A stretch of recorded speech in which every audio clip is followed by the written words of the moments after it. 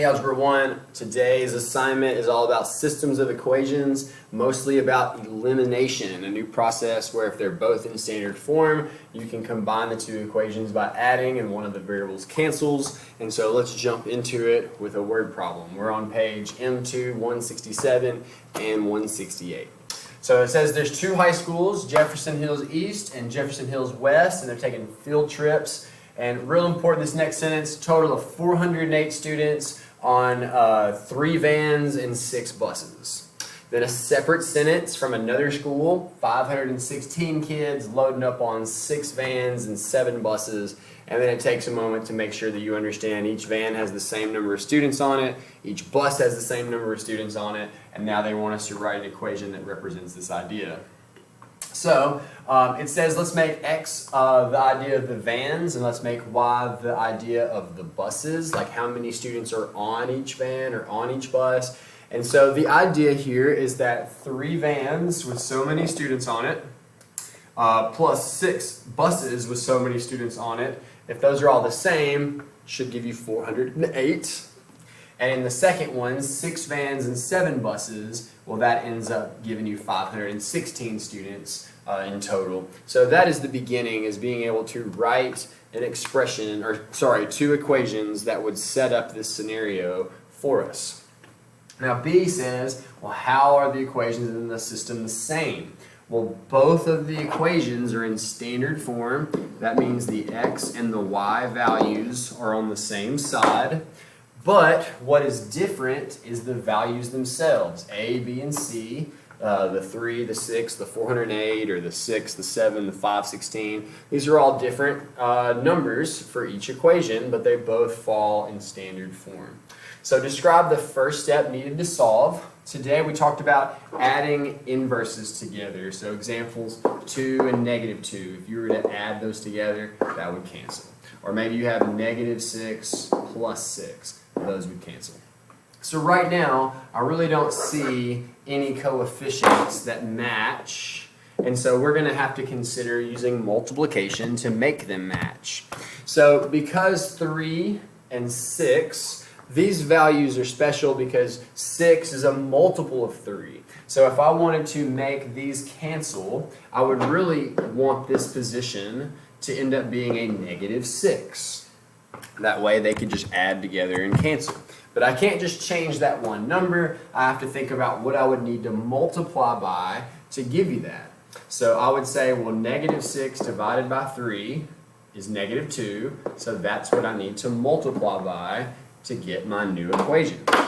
So I start multiplying by -2, and this is what I get.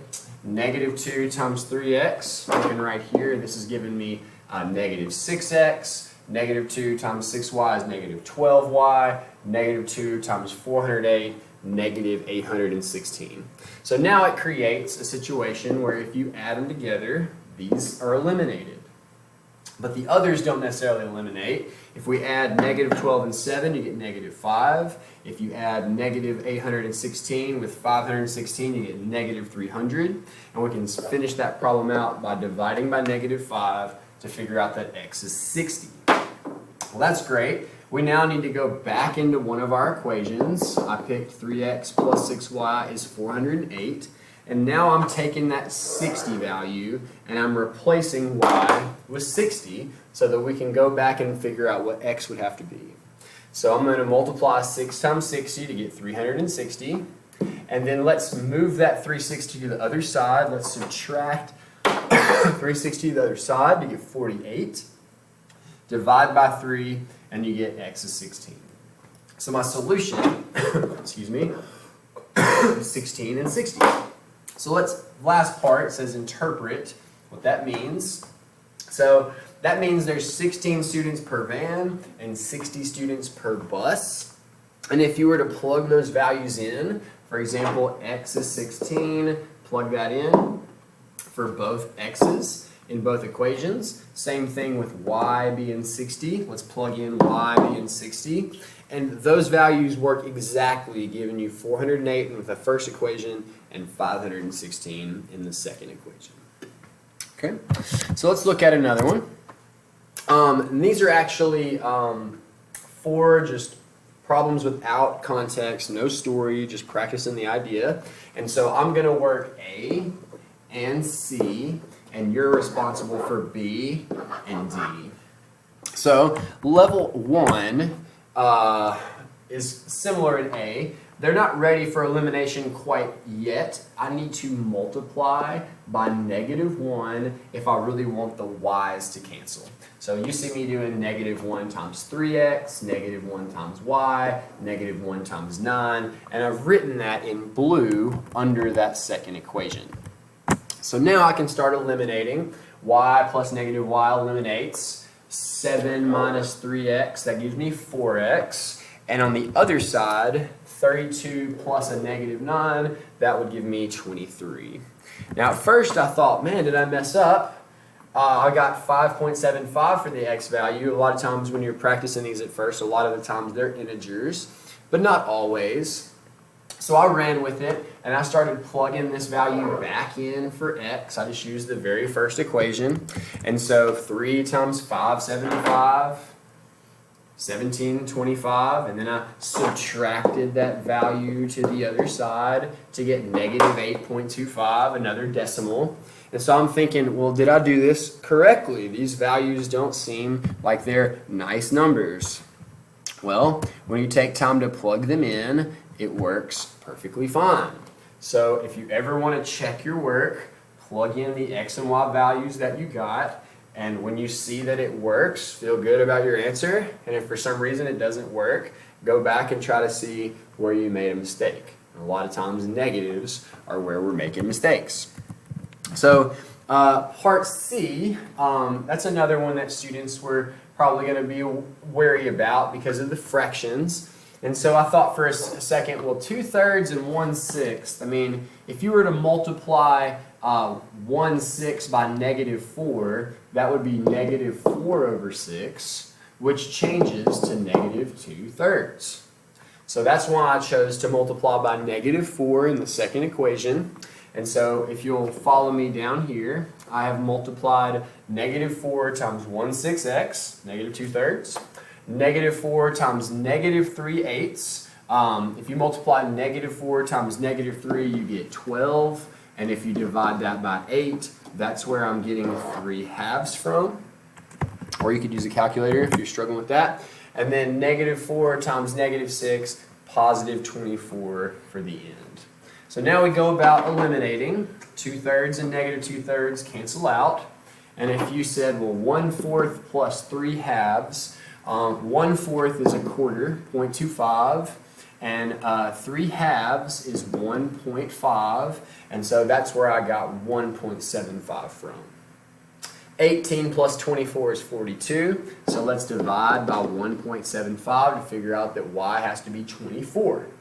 So I just picked the first equation, and I plugged in 24. So when you plug in 24, this 4 is dividing, so 24 divided by 4 gives me 6.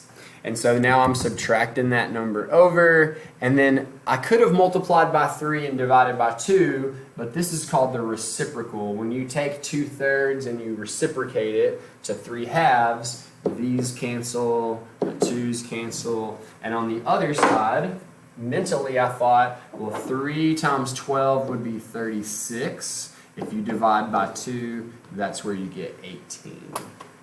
So those are my solutions for part C. 18 and 24.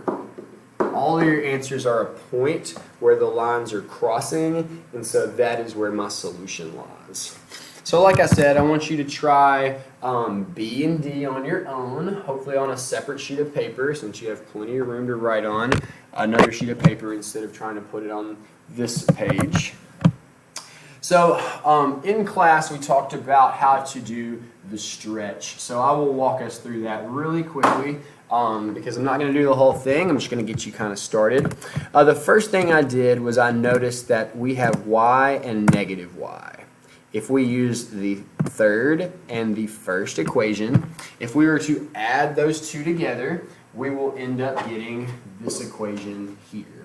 3 plus -2 is 1x.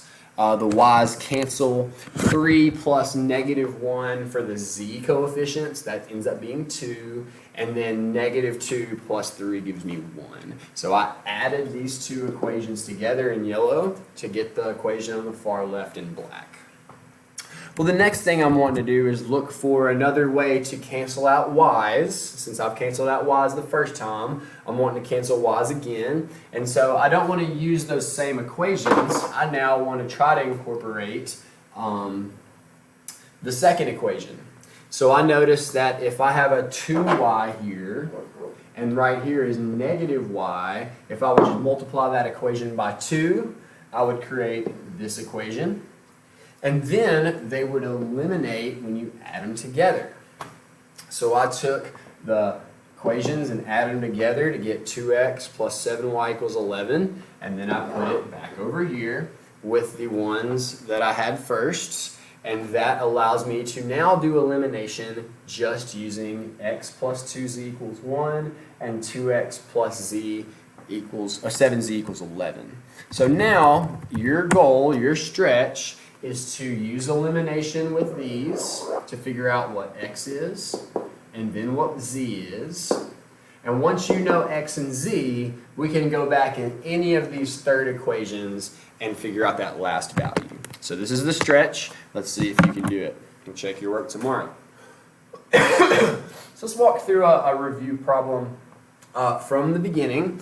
Check my time here.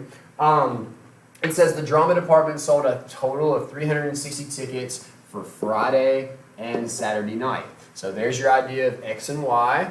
How many tickets do they sell Friday? How many do they sell Saturday? I'm not sure. But the total, if you were to add how many tickets were sold on both nights, you get 360.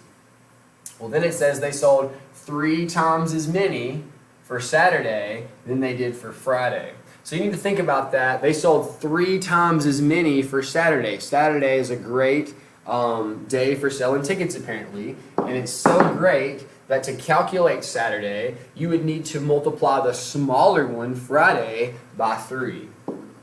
So a lot of students struggle here because they think that you're multiplying Saturday by 3. You're calculating Saturday by multiplying the smaller value by 3. So if you walk through that mentally, it's a little easier to understand. So now I have my 2 equations, and I'm basically going to think about what we did 2 days ago, and I want to use substitution. Substitution is when you have one variable solved for, and you can sub it in the other equation. So I have x plus y equals 360, but instead of using y is the exact same as 3x. This allows me to get to one variable, and now I can say, well, 1x plus 3x is 4x. And then I can solve by dividing by 4 to figure out my answer. Now 36, if I just thought about 36 divided by 4, 36 divided by 4 is 9, but there's an extra 0 here, so I need that to be 90. Okay?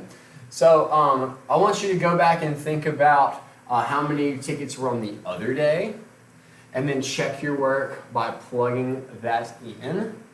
And tomorrow we'll talk about the graphing concept together when we're going over the homework.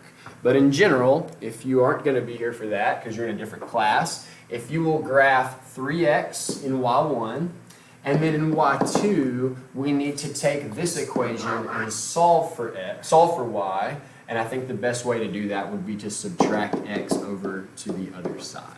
So if you want to graph that, it'll look something similar to this, and you're looking for the point where they cross. Okay? Let's talk about a review problem, and I believe this is the last problem. So when we're reading the phrase linear regression, or write the equation of a regression line, this is where we want to think about putting the table in the calculator under stat edit. And once we get to stat edit, we can put all of our x values in list 1 and all of our y values in list 2. So I've done that for you. And so I'm going to run this, and your homework is to record this equation And I also want you to use this equation to predict in the second part what you would get after 20 years. So I hope